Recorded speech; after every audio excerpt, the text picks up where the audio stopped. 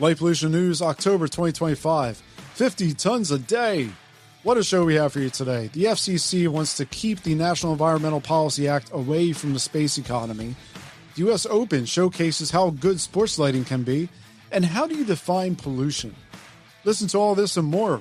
With me today, Yana Yakushina, so you know it's going to be a good one. And also here is astronomer James Lowenthal and host of the Night Sky Tourist podcast, Vicky Derksen. Hang on, a new Light Pollution News is coming right up.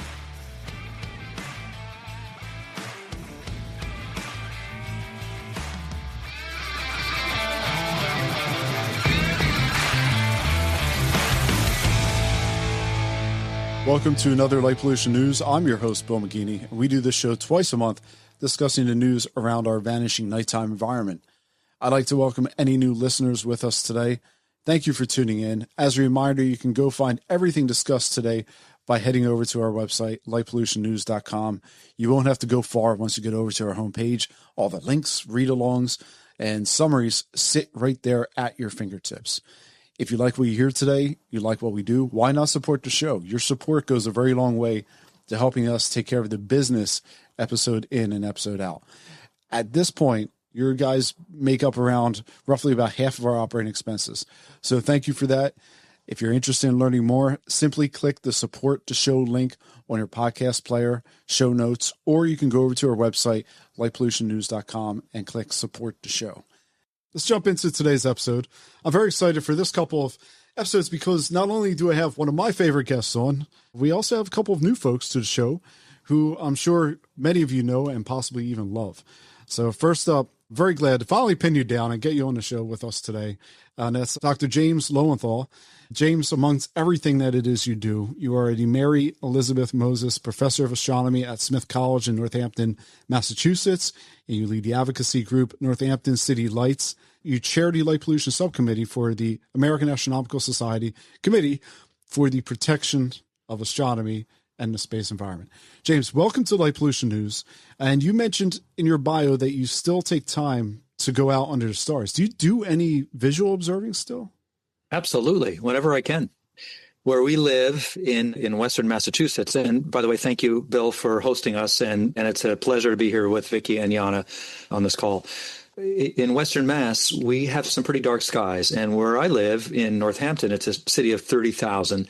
It's Bortle class 5. The sky is maybe 6 times brighter than naturally dark. And that's right on the edge where you can just barely see the Milky Way.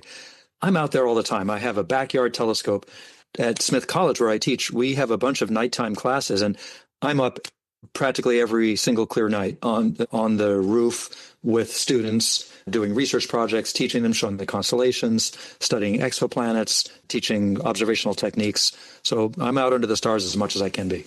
What kind of scope is that? We have a pretty good fleet of scopes. We're pretty lucky. Our biggest one, our newest one, is a 20-inch plane wave telescope that is on a mount that points so accurately, so well, that you just turn it on and you tell it where you want it to go, and it just points there. It never gets lost, and it's just super dependable, and the image quality is pretty good, and it's 20 inches of aperture that's dumping all that light onto the eyeballs of anybody who comes to look through it or onto our camera. 20 inches. That has to be a real joy. It's a pleasure to use. Yeah, that's great. Good stuff.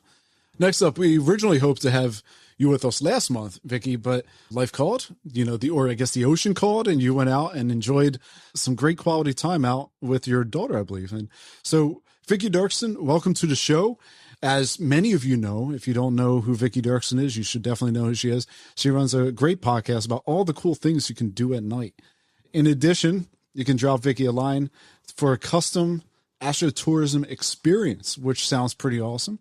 So if you find yourself stuck out in Arizona for whatever great reason that is, why not find Vicky, and Vicky will show you how to have a great time out there. So what a cool gig. That's such an awesome little niche.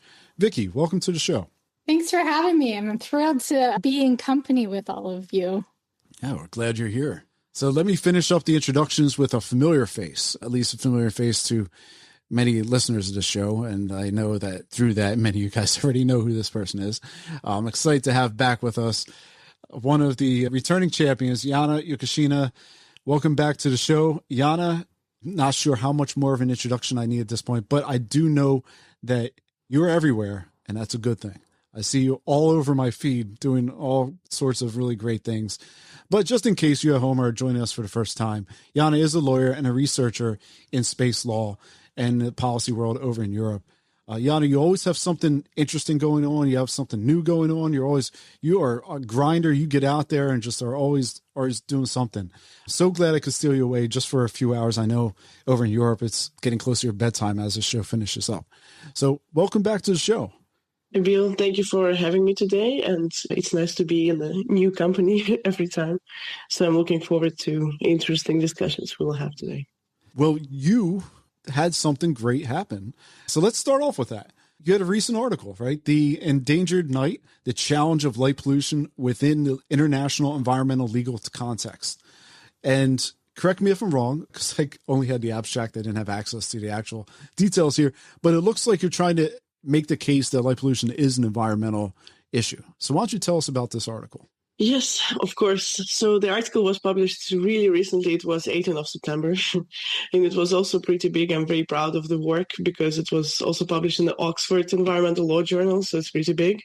The idea of the article was to basically conceptualize light pollution within the international environmental framework.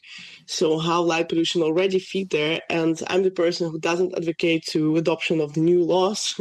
I keep saying this everywhere and all the time. I think we have something what is already there, what can be used immediately to mitigate the problem. Shortly about the article, if you want to read the article, it's very philosophical and very legal, and it's very long. It's 25 pages, but basically divided into two parts. In the first part, I try to explain how light pollution can be defined as a form of pollution within international environmental law. So I took two definitions which are there and tried to interpret them with regard to light pollution. There are two definitions there. They basically indicate that we have such a form of pollution as energy, and also United Nations Law Commission confirmed that energy includes light. So basically, we already have a case ready to go and to implement the existing legislation to light pollution, right? The second aspect to the article is I was discussing how international environmental law already applies to the protection of the night and nocturnal environment. Here it's basically, small spoiler, there is no commonly accepted definition of nature or the environment in international environmental law. So we basically don't know what we're protecting. But from the common understanding, we're protecting the integrity of nature, of where we live. So if we're protecting the change of the season, we have the newly emerged legislation and policy on the climate change. So we're protecting all these natural changes. I think we also should protect, already protecting the night. We just don't have the measures applicable there. And the third part of this article, I discussed some regulatory approaches which can be applied to the protection of the night. And I talked about the principle-based approach. Here I talked about the international environmental principles like precautionary principle, prevention principle, and sustainable development. And I also looked into species-based approach because, as we all know, light pollution causes significant adverse impacts on the species which are already protected, right? So we can use that legislation for protection of the night. And the third approach I discussed was ecosystem approach. So again, coming back, we are protecting the integrity of ecosystem, and night is obviously a part of the natural environment, right? So that's very briefly. It's a very long article. I'm happy to hear the comments when you will have a chance to read it. Well, I want to circle back just to the first part. You said how to define light pollution as a foreign pollutant. Can you kind of summarize that a little more detail on how you get to that part that it's an actual pollutant? I mean, what I did, there is no commonly accepted definition of pollution either. But there are two pollution definitions. One is in the agreement regarding transboundary air pollution. It has the definition of what is air pollution, and it's very long. I'm not going to quote that, but it has that is basically inclusion of energy, which cause the negative effects to the environment. And the second definition I took was the definition which is included in the law of the seas. It's basically a codified bunch of agreements regulating the use of the seas. And they also have the definition of the environmental pollution. They're the pollution of water, and it also includes the energy is a form of pollution. So by legal interpretation, it basically can be applied to light as well. My main point is we can already use what is there to develop the new measures rather than thinking of, oh, let's develop a new definition on light pollution, which is super difficult, by the way. Congratulations, Yana. I'm really looking forward to reading your paper, and it's fantastic to have your voice and your research be added to this argument, which I think is a strong one. And I'm sure you know that Salvador Barra and Fabio Falchi and other leaders of light pollution advocacy or dark sky advocacy, light pollution control advocacy in Europe have been pointing out that much, much, much less than 1% of the light produced by outdoor artificial lights at night, actually reaches a human eye. All the rest of it goes into the atmosphere, is energy that goes into heating up buildings and brightening the sky and out into space that costs us energy to make. So that is pure waste. And I think it's totally consistent with the argument you're making. They say, since well over 99% of it never reaches a human eye, it's practically all pollution. All the light we make at night is pollution. So just another twist on your very good set of arguments. Yeah, thank you for this. I think it's really important. And you mentioned towards the end about the ecology piece. I'm sure you guys are aware that on a policy front, over back in the UK, last month we spoke about the Don't Neglect the Night campaign by Bug Life, which if you haven't signed up at home, you should check it out. You can find that over on Bug Life's website, or you can find it over on our show notes from the show with David Smith. But there's also a petition, this is pretty good, out in the UK to have the UK Parliament recognize 1 hour of blackout during one day per week to tackle light pollution. The petition urges the government to put in place a 1 hour blackout of all streetlights, bright lights, and electrical billboards so people can experience what zero light pollution is like, and to experience what our ancestors experienced many years ago. No, that's RARE, which I'm assuming is a typo. But if you are able to get 10,000 signatures in the UK, evidently on a petition, it will garner an actual government response. And then 100,000 will bring it up for debate. As of today, as of this recording, we're at 36. So we might need a few more signatures to get that over the line, but I think, I think there's hope. I think it's an interesting concept. Of course, the first place my brain goes to is, the legal ramifications that municipalities have to think about when it comes to turning off streetlights. What are their attorneys going to say about whether or not they can do that? But I love the concept of doing that. I think the petition is really a nice idea to raise awareness.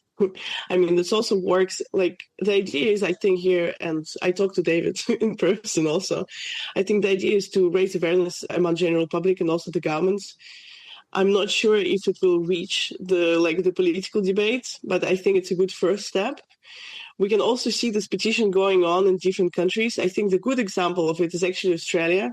Australia managed to get over 10,000 signatures, by the way, and they have a proposal for the legislation. So, I mean, it really depends on the communities, but it's nice that this movement is going on. I also tried to do that it's not a petition. We created it with Dark Sky International, like an open forum where people can support the light pollution campaign for Europe to reduce light pollution. We are at 500 signatories, I may say, like supporters, which is also very low. But I mean, it's about raising awareness. So it's very hard to do. I don't know how Australia did that. Well, the Australian one just happened the other day, right? They just got to 10,000 just the other day, I believe. A couple of days ago. I like the model of the Earth Hour, which I think this is similar to. An Earth Hour started as an environmental project or campaign to turn the lights off to save energy, but obviously it doubles as a night sky celebration and have a rolling blackout around the world. And it's often done on American Earth Day in April. The students at Smith College, where I am, took it on themselves a few years ago to do our own version of Earth Hour, and they convinced the college to turn off all the outdoor lights in their main residential quad, great big area ringed by brick dorms, and it had plenty of bright outdoor lights. For an hour and a half, they had the lights off. The students came with their blankets and their picnic baskets and their pizzas and their music, and they set up a party on the lawn. And a couple of nights out of the last 4 years that they've done it, it's been clear and the stars have been out, and some of the other students have brought telescopes, and everybody just has a great time. It's a wonderful thing to do. Does it have a serious effect on the light pollution in Northampton? Probably not, but I think the educational benefit of it is huge. And I also wanted to respond to the good point that Vicky made about the fear that any municipality will have when confronted with this possibility. There's no question. You're right, Vicky. That's bound to be the first natural reaction of any city planner or leader, police department, a central services department, Department of Public Works. Of course, they're going to respond just the way you said, and we can all imagine, oh, our lawyers would never let us do that. I often am just amazed to realize our cities, at least here in Massachusetts, could turn off all the lights and not break any law. There is no law that says they have to have those lights on. It's just habit. It's a tacit assumption that we have inherited. And it comes along with all the other baggage that more light is better and more light is safer and it leads to less crime and all that stuff. But there is no law that says we have to have it.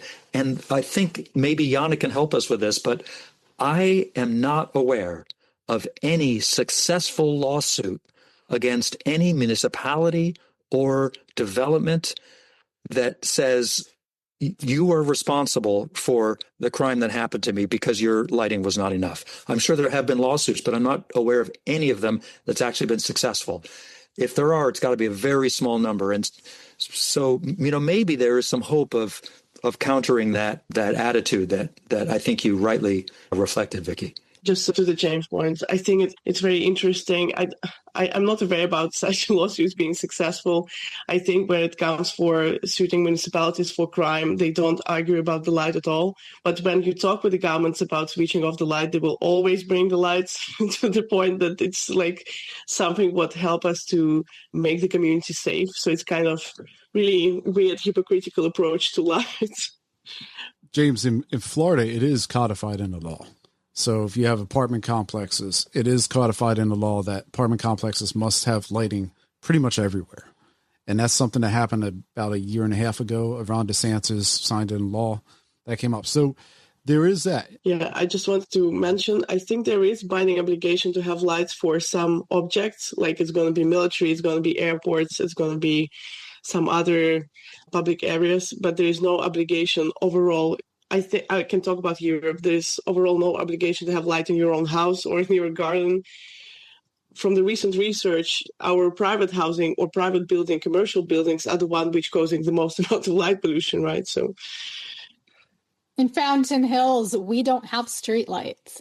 We only have streetlights at the intersections where we have traffic lights. And in a town of 35,000, we have 9 traffic lights. Wow. I'm jealous. So other than those intersections, those are truly the only places that we have streetlights in our town. And we have an older population in our community. So we do have some people who complain about it, but the majority of people who live here say that that was one of the things that they loved about having when they moved here, was that it was dark at night. So there is the possibility of having towns with no streetlights to begin with. Vicky, I grew up in a street that didn't have streetlights, and there was no point where I thought I was going to get shot. Granted, it wasn't very dense of an area. So, we had Kerem Asfaroglu on a couple shows back, and he mentioned a really good point on safety is a feeling, it's a perception of where you live, and it doesn't really make a difference if there's light or not. If you don't feel safe there, there's always going to be a tendency to want to feel safe, and you're going to cling to whatever that may be. And I think that may be more of driving factor of when you're saying that people feel safe without the lights, and then when you have areas where people feel safe with the lights. Right. Yeah. And our town is already just safe anyway. So the adding of the street lights wouldn't change that. And any of the really horrible traffic incidents that we've had where maybe pedestrians got hit was always in broad daylight, never at night. Yeah, that's a different story that I know we've talked about on the show sometimes. I have feelings, so now I'm not going to bring him into this show right now. But I do want to move a little bit ahead here. Big policy news here in the U.S., and it broke sometime. I was actually out on vacation in the middle of the work up to the show. And it's a commentary period for the FCC rule to essentially allow satellite companies, many of which are owned by billionaires, to skate scot-free with regard to any environmental regulation. The rule-making draws its directive from one of our president's many decrees, which requires federal agencies to trim out the fat, so to say, in government regulation. Demodernizing the Commission's National Environmental Policy Act rules will categorically ban anyone involved in the space economy from being bound to environmental review. According to the FCC, it intends to take up Starlink's position that there's no meaningful effects from satellite activities on the human environment. Now, this position by the FCC isn't without precedent. In the 1980s, the FCC excluded large satellite constellations from environmental reviews. Back then, the satellite constellations included numbers in hundreds, not thousands. Additionally, nowadays, it's estimated that satellites are being launched every 34 hours. The comment period opened on August 19th and extended until September 18th. We're recording the show on the 21st. And during that time, groups have attempted to mobilize public feedback on the impact of exempting the space economy from environmental oversight, while satellite providers, including Starlink, AST Mobile, and the Apple partner Globalstar, all claim that there's no possible way in all of the emptiness of space that it could have any impact on Earth. Provider Viasat said, you know what? Maybe we're having an impact. Per Viasat, large satellite constellations can adversely impact the environment in ways that could not be imagined when the Commission first adopted its broad categorical exclusions under NEPA. I should note that Viasat, unlike the others, are not clamoring to gain direct cell phone satellite connectivity. We've mentioned some of the pitfalls of Starlink on prior shows. Viasat is a provider that offers internet services via geostationary satellites, and you've probably used it if you've flown Delta or American Airlines here domestically in the U.S. Attorneys of 15 states also chimed in on the proposal, asking for a clearer rule. They need clearer guidance from the FCC on how it plans to comply with the National Environmental Policy Act. So those included were attorneys generals from Texas, Vermont, Delaware, Washington, California, and many others. I should note that you, the astute listener, will recall last year's defeat of an appeal by Dark Sky International along with Dish Network against the 2022 approval of Starlink's Gen 2 satellites, whereby DSI argued that FCC had not upheld the required NEPA review. The judge in that case, Naomi Rao, affirmed that the FCC's belief Starlink had no significant effect on the quality of the human environment and are categorically excluded from processing. So that's a backstory. And we'll undoubtedly have more on this in the time between when this show is released and, you know, what we're doing right here. So I'm curious, James, Yana, first off, James, I know you've worked through the AAS to kind of work with the FCC on providing proper guidance on how they should consider these satellites. So what's going on here? Well, as you said, it's not a new issue. The Federal Communication Commission, which, deals with all kinds of radio communication mostly, and satellites is just part of their business. They have long, as you said, decided long ago that space was not part of the environment and satellites just had nothing to do with the environment. And as you pointed out, that comes from a time when we were talking about hundreds of satellites. Now we're talking about hundreds of thousands. There are now over 10,000 Starlink satellites in orbit, and we're heading towards at least 500,000 operating satellites by the end of the decade, and possibly more. On paper, there are 1 million. So it's a very different environment. When those satellites launch, they're launching in huge rockets, sometimes in new spaceports that are often in environmentally sensitive areas that include protected species, marine mammals, as well as human populations that are deeply affected. There's no question the launches affect the environments locally. They also are significant producers of pollution in the air, all kinds we can talk about, including greenhouse gases. So there's the launch. Then they go into orbit. Do they have an effect on the environment in orbit? Well, it depends whether we consider space to be part of the environment. Let's see, humans go to space, we live in space, we work in space, we go through space, we see space. It's ridiculous not to accept that the environment includes space. And yet that's what the FCC is saying. And that's what most of the satellite industry is saying. Then the satellites come down because the whole model for satellites, for low Earth orbit mega constellations, is that there is complete demisability, meaning we're going to take every satellite we launch and bring it back down in a short time, like 5 years or less, into the atmosphere and let it burn up. And it'll just magically disappear. Wait a second. We're now talking about many tons a day of satellites coming down into the atmosphere, burning up and becoming part of the atmosphere. Those satellites are made of things. They're made of aluminum. They're made of lithium. They're made of other rare earth metals. It is already the case that just from Starlink alone, there are so many satellites coming down in the atmosphere every day that the amount of aluminum deposited just by Starlink into the atmosphere exceeds all the aluminum that the Earth sweeps up from micrometeorites and from space dust, which is, 50 tons of material, all those shooting stars all around the world. 50 tons a day of stuff is falling on the Earth. There's aluminum included in there. Starlink already exceeds that. And then sometimes the satellites make it through the atmosphere and collide with the ground. They fall in the ocean. They fall in farmers' fields in Saskatchewan. They fall in people's houses in Florida. And someday somebody's going to die from it. So there's no question that the space things that we launch are interacting with the rest of the environment that we experience. And that's not to mention our direct experience as humans looking at the sky and the profound ways in which we have lost a sense of a pristine night sky. There's no place on Earth you can go anymore and not see those satellites. So I think it's ridiculous, and that's just the premise. And, we didn't talk about how the American Astronomical Society has weighed in. It's a direct threat to ground-based astronomy as well as space-based astronomy. We haven't even talked about the space debris and all of its attendant problems are very, very serious. So the AAS, the American Astronomical Society, did submit a comment to the FCC during that comment period, arguing everything I just said. It definitely is affecting the environment, and it definitely affects ground-based astronomy. And the categorical exclusion should be dropped, and NEPA review should be instituted for satellite launches and operation. Before I toss over to you, Yana, I have some questions going back, just to play a little devil's advocate here. The internet started up without really much regulation at all, and it blossomed and it became very mature. And you can debate whether it became a good thing or a bad thing. We're here right now doing this all because of the internet.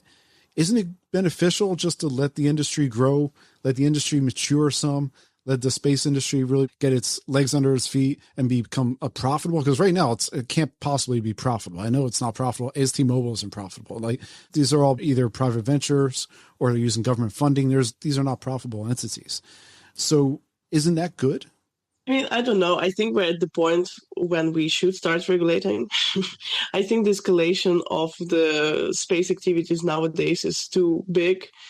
I believe that we're in the second wave of space activities, which was first in the 60s. When we imposed the first regulations, they were all about not committing a nuclear war in outer space. And now we kind of have other problems which should be regulated, which exactly what James was talking about. It's about the environmental impacts for the outer space environment and the ground-based environment. And this is the time when we should start tackling it. And also there is already a big problem of traffic and the space debris. So this is nowadays is not managed and not coordinated between different countries. And the problems will just continue escalating with the amount of satellites which are planned to be sent. And I'm sure they're going to be way more. So I think we already gave enough time for this industry to develop. And now it's time for collaboration between the industry, the governments, and the other stakeholders like astronomers and environmental groups. One more little devil's advocate here. This is going to be a harsh one, James. So just prepare yourself. There's people out there who say, it's time for astronomers just to move to space. Oh, sure. We hear that all the time. You guys, time is done. When cars came about, horses were put to pasture, whatever, astronomers, it's time for astronomers just to move on, move to space. What would you say that? Astronomers love space. We've been going to space for a long time. We're already in space. That doesn't mean that we abandon the work on the ground, and it doesn't mean that we abandon our humanity. We acknowledge that 99.99999% of humans are going to live out their entire lives here on the surface of the Earth, and they deserve to see the stars. Everybody has a right to see the stars and to see the night sky unimpeded. And there is no way that we can replace what we do on the ground with astronomy in space. Right now, our budget in the United States, we've been world leaders in astronomy for decades and decades, is being decimated. by our current administration. And space astronomy costs typically 100 times or more the equivalent cost for anything on the ground. So the telescopes that we're building on the ground now, we don't even have the technology to launch those into space. They're so big. They're monster buildings, huge pieces of glass. The Hubble Space Telescope was a $2 billion telescope. Basically, a space telescope costs on the order of $1 to $10 billion, and it takes 20 to 30 years to develop. So Starlink, Elon Musk's SpaceX company, that's a $10 billion project. They're not going to spend $1 to $10 billion to pay for our telescope, and neither is our federal government. So the money is just not there. And furthermore, the space telescopes that we put up, like Hubble Space Telescope and Webb Space Telescope and Chandra and Spitzer and all the other great observatories, they critically depend on support from ground-based telescopes, like by factors of 10 to 100 compared to that one telescope in space. We're nowhere near being able to do that. It's just a pipe dream to say move to space. We can't do it, and it's not fair to humanity to just give up on seeing the stars from the ground. Well put, James. Yana, in this case, the FCC, which I presume, you speak the honest truth here, like I don't have much faith in the FCC under this administration going the direction to enforce NEPA. What does that do for the rest of the world? What does that do for Europe? Does Europe keep going its own direction? Or does it look at the U.S. and say, well, this is the industry leader, we should follow the industry leader? Europe is now developing the European Space Act, which considers the environmental impacts. Like, Europe is known for pretty strong environmental laws and green agenda. So I'm not sure they're going to follow in these terms and with administration what the US is doing. And with the new developments of the space regulations in Europe, you can already see that they try to apply these environmental principles to the future activities. I mean, the problem is that US is a big leader in the space exploration now. And if the FCC decision would be negative towards the impact assessment, we'll keep having more satellites from the US, or we'll have new satellite operators. For example, if in Europe they will adopt the regulations which will require the need for impact assessment, for example, for orbital light pollution and stuff like that, people will just move to US to launch this stuff, right? That can be the problem for Europe. But I'm not sure. I don't think that Europe will follow the negative attitudes to the impact assessment. I think they will keep it and they will try to enforce it to the higher, like, United Nations agenda. Also here in the U.S., we have this other case going on, and this other situation. The U.S. District Judge Kathleen Williams issued a preliminary injunction into the operations of something we spoke about earlier in a past show, the alligator Alcatraz. You recall that the Trump administration set up one of their internment camps for illegal immigrants down in Florida in the Everglades on an old runway property. The order gave the government 60 days to remove fencing, lighting fixtures, and all generators, gas, sewage, or other waste from the site. The order allowed the government to continue operation should it make an environmentally responsible situation down in a facility. That was all good, but then a week after that, the U.S. Court of Appeals, led by Judge Barbara Lagoa and Judge Elizabeth Branch, said to hell with Judge Williams' decision and overturned it 2-1. In addition, the court also said that the state and federal lawyers would be successful in showing that the site isn't subject to the National Environmental Policy Act, because the facility is apparently state-owned and has yet to receive federal funding. This is personally a boggling claim that is being made here. But this spurred the Department of Homeland Security, oh, God love modern America, to troll that this lawsuit was never about the environmental impacts of turning a developed airport into a detention facility. It has and will always be about open borders, activists and judges trying to keep law enforcement from removing dangerous criminal aliens from our communities. Full stop. The plaintiffs here included the Muskogee Tribe of Indians, the Friends of the Everglades, and the Center for Biological Diversity, all of which, contrary to DHS's assertion, were highly environmentally motivated. Judge Williams noted that the construction of this internment facility has cost the Florida panther about 2,000 acres of lost habitat. Alligator Alcatraz sits in the middle of the Big Cypress National Preserve, which became a dark sky certified space in 2016. James, do you think we can actually lose this dark sky certification here? The criteria are pretty stringent for dark sky place certification. and they do require ongoing monitoring and commitment to protection of the night sky.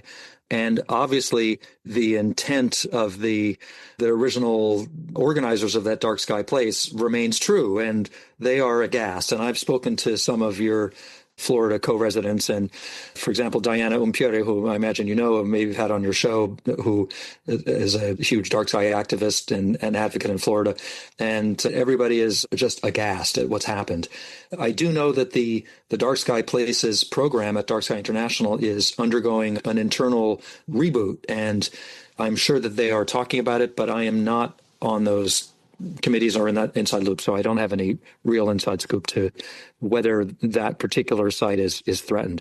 If it were, I think it would be the only one to be revoked. I've never heard of one being revoked anywhere else in the world. Yeah, that'll be a tough one. And I feel like it'll probably be a temporary, well, I'd hope it'll be a temporary revocation. By that temporary, I mean a few years, but who knows? Well, we'll have some good news on the policy front, thank God.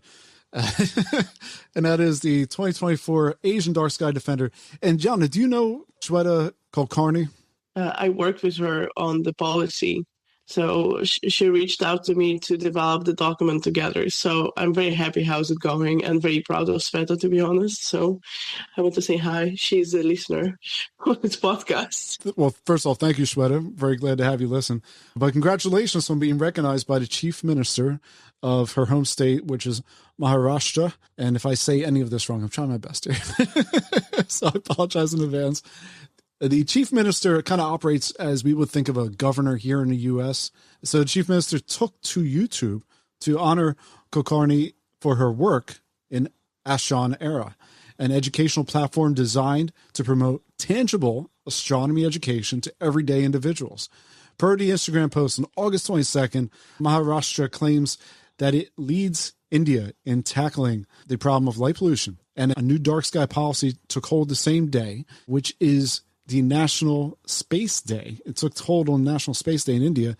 And among other things that the legislation intends to do, it wants to tie tourism more formally to dark skies. Very neat. Vicky, that's your life. Yeah, well, not only do I live in Arizona, which is kind of nicknamed the astronomy state, I also live in the community of Fountain Hills, which is an international dark sky community. So I see all around me all the time the value of tying dark sky tourism or tourism in general to dark skies because it's happening everywhere here. I own a stargazing business. I live in a dark sky community and I took advantage of that because people in the Phoenix area are like, oh my gosh, there's a dark sky community on the edge of this major metro area. What is that all about? And we get requests from people all the time. What's the best place to stargaze in Fountain Hills? So all of our parks here are so heavily used by like youth sports and things like that we didn't really have a place to send out of town people. Because I'm always like, the best place to stargaze in Fountain Hills is in your backyard. But if you don't live here, it makes it tricky. And so our town is working on developing a little park that is specifically for people to come to and be able to stargaze. And then, of course, we're building the International Dark Sky Discovery Center. We couldn't have done that had we not connected the idea of tourism to protecting the dark skies. And we see that up and down all over Arizona and Utah and places all over the world. New Zealand, I think, you're going to want to talk about New Zealand, and they're doing that. It's such an incredible way to increase awareness for people and to give people a view of the sky that maybe they've never had before. And I know from my own experience that people will travel pretty far to see a really good dark sky. You mentioned real fast on the setting up a park for people to actually go observe. Here in Pennsylvania, we have Cherry Springs, which is for the Northeast, for all from New England all the way through to Virginia, is a kind of a mecca for people to go to, including parts of Canada. They come down here. And the reason being is because we have a dark sky park that's developed in that we have electrical outlets for people to actually, it's built for people to do astronomy. It's not necessarily a field that you just go to called a dark sky park or whatever, right? So I think that plays into it. That having things like that, having an actual place where people can actually do this stuff is huge, but it's so rare. There's maybe one or two other places I'm aware of in a country that have that. Yeah, I think the development is a good part of it, but also having programs, because there are people who they don't know anything about the night sky. And so going out and just looking up at the stars, to have programs that helps bring meaning to what and context to what they're looking at. So that's really what attracts people. Just to jump on that, I genuinely think that dark sky tourism is a good measure to address light pollution, because on one side we're creating the dark sky areas, dark sky parks, so we're reducing light pollution, but we also raising awareness of the issue by having all these activities which Vicky were talking about. But another part of it is really development of tourism. Like, it's a new tourism attraction to the country. And coming back to Sveta and her work, she uses dark sky tourism as one of the key moments of the policy proposal for India. And it's kind of fits well with tourism policy agenda for India, and also with space activity agenda, which India has. So I think it's very important to align, when we're talking in general about light pollution policy, what is the country is working on. And here I think dark sky tourism for India is a kind of perfect first step. She also talks about the indigenous cultures, because it's also very well connected with dark sky tourism and indigenous cultures who rely on the presence of the dark sky. So it's kind of a good activity, I think. And this has been growing in India, and that's been really cool. I know I've had a number of stories on here. It's kind of a slow build up to have dark sky tourism, to have this recognition of night really growing in India. And I have Indian friends who reach out to me. They're curious. I know the space economy in India has kind of brought this curiosity alight. And I have people, they want to see my astrophotography and learn about it and see how they can do it. So it's really cool to see globally. You can connect with people on such a fundamental human experience, which is so neat. So last episode, there was a case that we mentioned between past guest Leo Smith and his lawsuit against the Connecticut court system. You'll recall that the court decided it wasn't going to be party to a Connecticut law that limited lighting use for non-essential decorative lighting on public buildings after a certain time of night. At the time of this recording, the court has filed a motion to dismiss. This is predicted. The court system requested dismissal of the plaintiff's claims as barred by sovereign immunity and due to a lack of standing because the plaintiff fails to allege unreasonable conduct, impairment of a natural resource, or causation. Since that time, Smith has filed an objection and request for oral arguments on the motion by the defendant. From the court's briefs, James, goes back to you, man. Should I assume that nighttime is not considered a natural resource? Or maybe Yana, is it a natural resource? It sure is a natural resource. I think that argument is not honestly at the core of what's happening in Connecticut, which is my immediate neighbor to the south. I'm here in Massachusetts, and Leo Smith actually lives in Massachusetts and in Connecticut both, and we talk frequently and communicate. And from my understanding, to summarize what happened, there's a law in Connecticut that says municipal buildings have to, if they're spending state money, they have to use dark sky friendly lighting if they use lighting at all. And Leo went to the courthouse in Hartford and saw, oh my gosh, these new lights are terrible and they're not at all dark sky friendly. They violate all the rules. The court, in making this argument, they just want to make the problem go away. They just don't care. They just think it's a non-issue. And I'm sorry that's the case. My feeling is, if enough people talk about it enough, and it's great that Leo has filed this, and it's great that he's making the environmental argument. I think it's exactly the right argument to make. It's going to take more people pressuring the court, because they have the legal right to grant themselves immunity. And that's obviously what they're doing here. And they're just saying that we're above this silly law. If it were a corruption law, it would get some different kind of attention. But I'm really glad that the press is even covering it at all. And I think, it's our job as advocates to keep the sort of soft pressure coming at them from different angles. And eventually, I believe that these environmental arguments will hold sway. But Vicky and Yana may have different feelings about the perception of, or the claim that nighttime is a resource. I do have one. When I was writing my paper, which already was a very long paper, I didn't go the direction of considering I wrote a very small paragraph about it because from the legal point of view, it's very difficult to claim that dark sky is a natural resource according to the current definitions in the international environmental law or the national law, because in most cases, I'm playing a devil advocate. I generally think it is a resource, right? Because we're using it for the space exploration. We can find a way how to define it, but according to the current legislation, so the black letter law, which is written there, in most cases, we consider as a natural resource land, air. So they give the specific natural resources. So it's very difficult to interpret something what already has an exhaustive list, and this is the main problem. So I think I think this claim is super important, and it raises this environmental concerns of what and how natural resource should be defined, and maybe we should rethink it. It goes also to the point to the space environmentalism, which we're not taking at this moment, but it's about rethinking the definitions. But on the other hand, it's very difficult to connect natural resource and the dark skies. So maybe it's the easier way to talk about the environmental pollution and the nighttime environment as a part of nature. So there's the way how we can use the environmental legislation and interpretation, but natural resource is rather the difficult one, I think. I think it's interesting that they're refusing to refer to it as a natural resource. When you go to the national parks that are certified dark sky parks, and you look at their websites, they talk all over the place about how the night skies are one of the natural resources that they are protecting and preserving. Yeah, there you have it. And they consider, I mean, it's a great example, Vicky, the National Park Service that considers the dark sky, just like clean air and clean water, a natural resource that all people have a right to have access to. The problem is whether it's written in law or not, and this is what judges are following. That's the main problem, I think, right?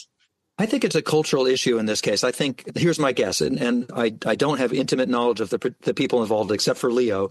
My guess is, look, Hartford's a big city. The judges in this particular case, they probably don't know anything about light pollution. They're learning about it the hard way, which is at the wrong end of a litigation.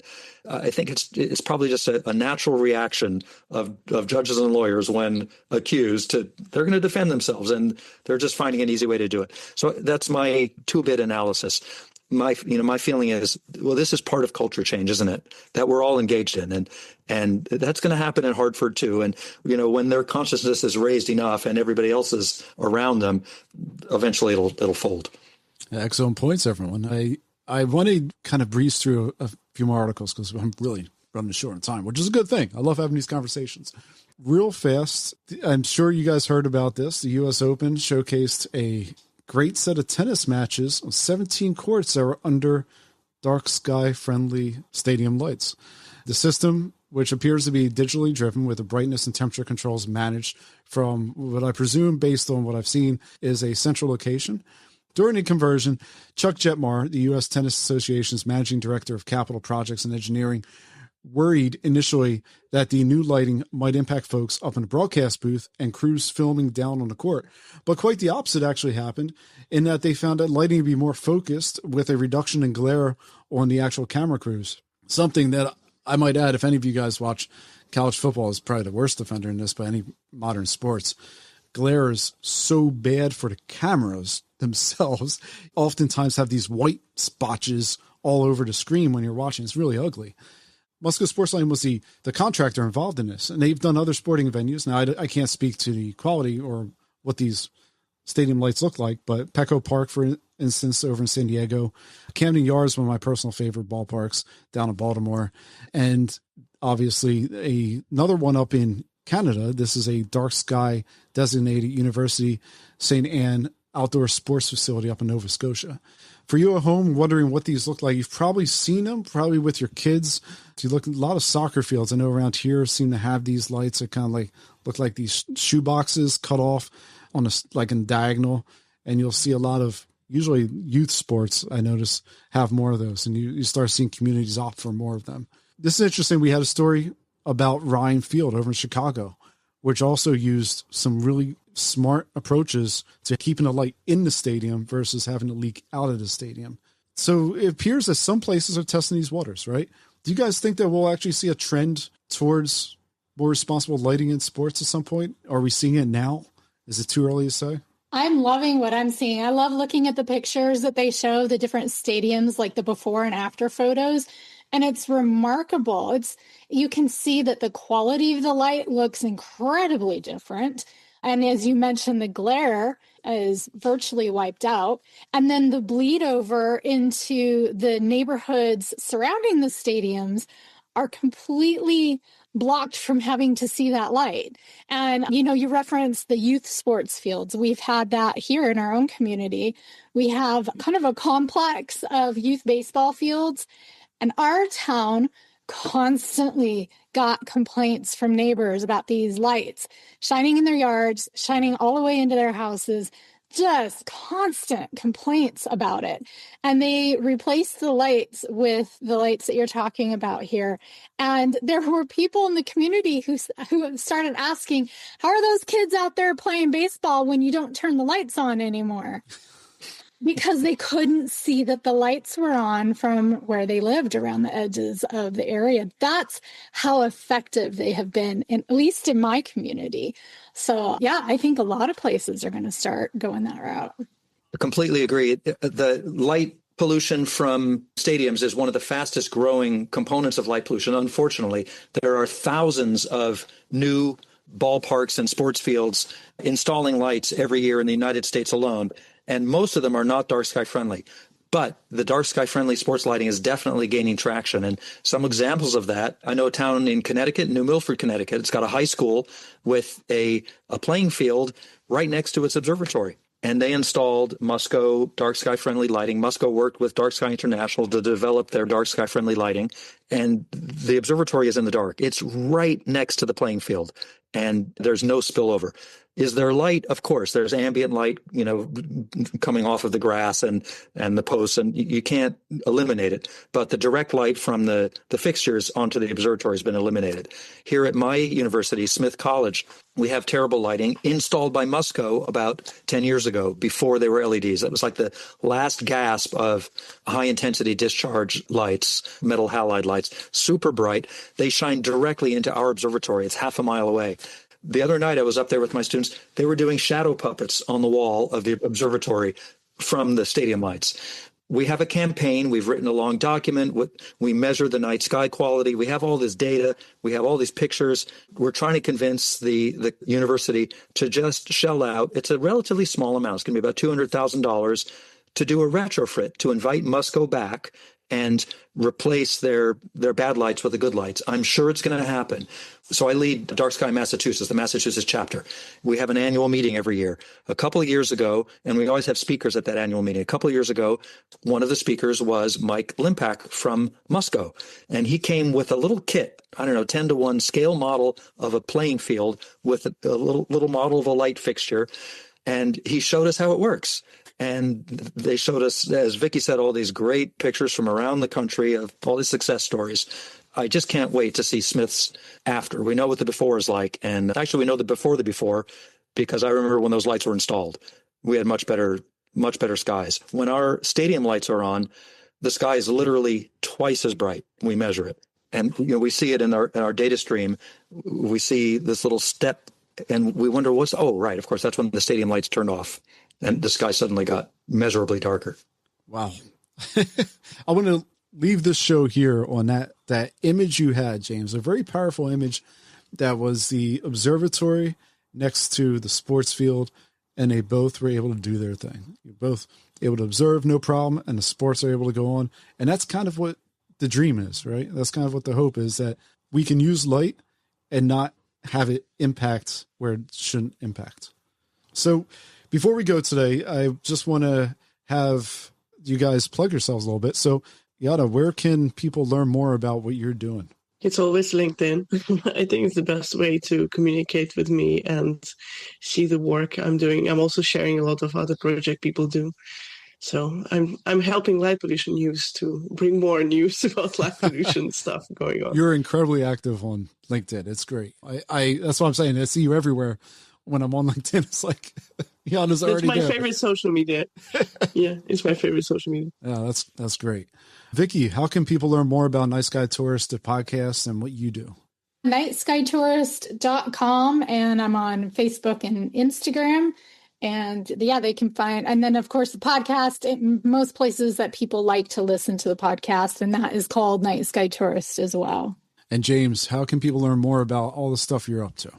Unlike my colleagues here, I'm not really great on social media, but I invite anybody to come to my website, which is at Smith College Department of Astronomy, and contact me through the emails you find there.